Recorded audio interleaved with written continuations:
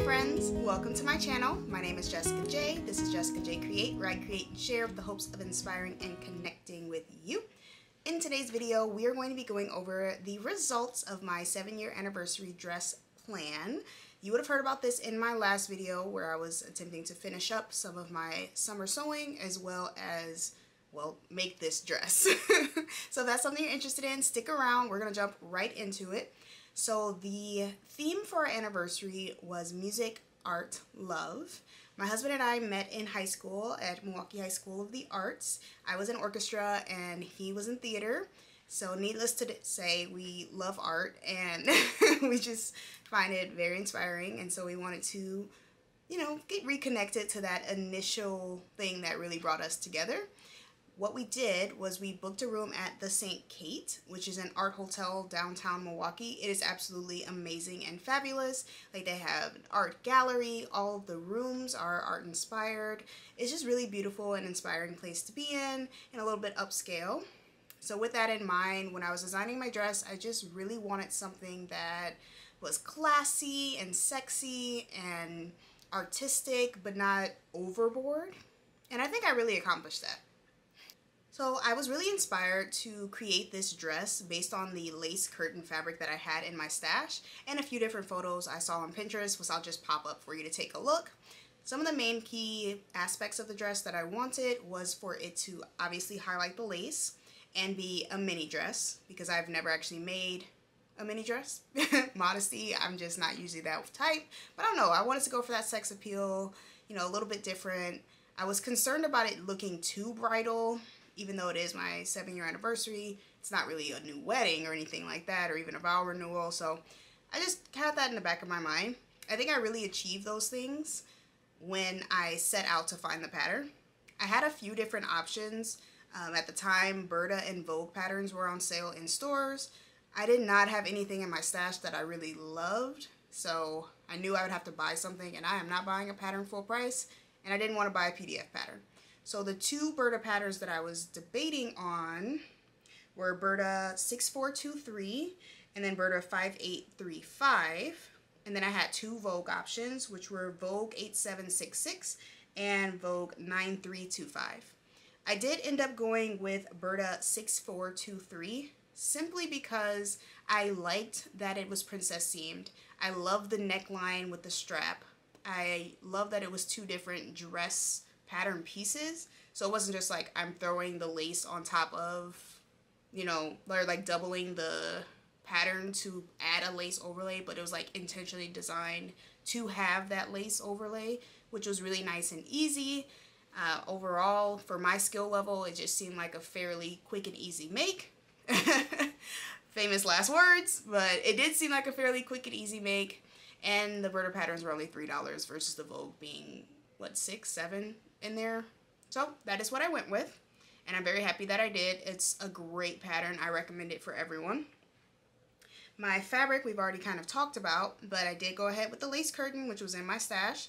I had some white satin that I was planning to use underneath the lace curtain, which I thrifted for $3. But when I was going to pick up the Burda patterns, I was kind of wandering around Joann's into the clearance section, of course, and I saw the Casa Collections matte satin in brown. And I'm like, oh, does this match my skin tone? Is this me?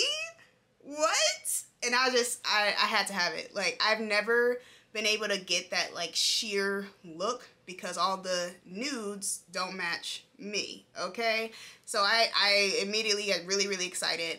I purchased, I think, 4 yards of it. I did not need that much. It's a mini dress, but I was just excited. So I purchased 4 yards. I believe they were like $3.50 a yard or something like that, and that became the exterior fabric and the white satin became my lining. So yeah, very excited about that.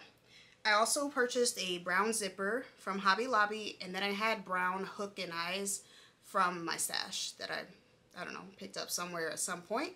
The thread I also already had in my stash, otherwise I would have bought it at Hobby Lobby as well because it's all like 99 cents. So remember earlier when I said this would be like a really quick and easy sew? Yeah, again, it was not. It wasn't terrible, obviously, like I got through it, But I thought this dress would take me about 10 hours. Again, I'm not a fast sewist, so I was like, okay, it should take me like 10 hours to make this. It took me 15 hours, 15 minutes, and 8 seconds. It took a long time, and I started it so late. Like, I knew I needed to start this earlier. I think I started it actually on Wednesday, the Wednesday before, and we were celebrating on Sunday, so not a lot of time to fit in 15 hours of sewing, but I did, and it was done. Some of the things that really, like, I didn't account for was hand marking all of the darts in the lace fabric. Ugh, it was so terrible. But there is no way to mark on that lace other than to stitch in the outline for all of those darts. And of course, then I have to remove that thread later, and then it was a little bit finicky to sew. I had to really think about how I wanted to cut it, and even that I did a little bit wrong. So that really added to the amount of time that it took for me to complete this garment. I also did sew up a quick mock-up, so that added to the time as well, because I wanted to make sure it would fit me well. The pattern only came up to a size 20, and in my hip I usually try to do like a 22. So I had to add a couple inches all the way around. I wanted to make sure that looked nice, but we got it done, okay? It was fabulous. It just took longer than I thought, and I was pretty tired. So overall, I give this dress like an 8 out of 10, and that's not to say I don't love it and it's not fabulous. It's just that the lace curtain fabric was hard to work with, so it kind of stretched out in places, it puckered in places. It just didn't line up as perfectly as I wanted to. I didn't cut the back quite right, so there's a little bit of a discrepancy from where the lace matches up. You know, just small details like that I think if I would have taken my time a little bit more, even just had more experience working with this type of lace, then I could have gotten that 10 out of 10 experience. Other than that, the fit is fire. I got a ton of compliments. I felt sexy. You know, I had my husband's eyes bugging out for a couple times because he couldn't tell if my skin was showing or if there was fabric, which is kind of the whole point of having that, you know, nude fabric underneath, which is kind of funny. But it was really great. I loved it, and I'm really happy that I was able to complete that. So, you know, check.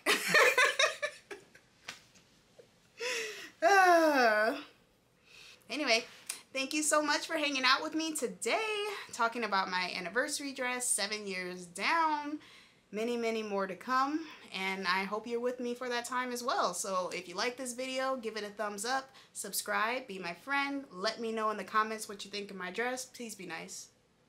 Please. And I'll see you next time. Bye.